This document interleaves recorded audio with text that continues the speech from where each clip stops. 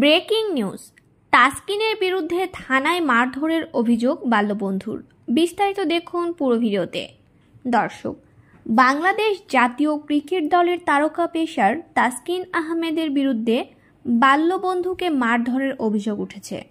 এই ঘটনায় ভুক্তভোগী বন্ধু সিফাতুর রহমান সৈকত মিরপুর মডেল থানায় একটি লিখিত অভিযোগ করেছেন। মিরপুর মডেল থানা পুলিশ অভিযোগের বিষয়টি স্বীকার করলেও সেটি জিডি হিসেবে নথিভুক্ত করা হয়নি বলে জানিয়েছে।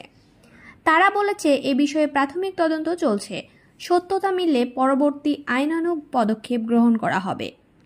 তাসকিনের বাল্যবন্ধু একটা অভিযোগ করেছেন, তারা একে অপরের পরিচিত। স্পেসিফিকভাবে মারধর করার কথা লেখেননি। কথা কাটাকাটির এক পর্যায়ে কিল ঘুষি মারার অভিযোগ করেছেন। সত্যতা পেলে পরবর্তী পদক্ষেপ নেওয়া হবে। সাজ্জাদ রোমন, মিরপুর মডেল থানার ওসি। জানতে চাইলে মিরপুর মডেল থানার ভারপ্রাপ্ত কর্মকর্তা ওসি সাজ্জাদ রোমন ঢাকা পোস্টকে বলেন, তাসকিনের বাল্যবন্ধু একটা অভিযোগ করেছে, তারা একে অপরের পরিচিত। স্পেসিফিকভাবে মারধর করার কথা লেখেননি। আজকে ভোরে কথা কাটাকাটির এক পর্যায়ে কিল ঘুষি মারার অভিযোগ করেছেন।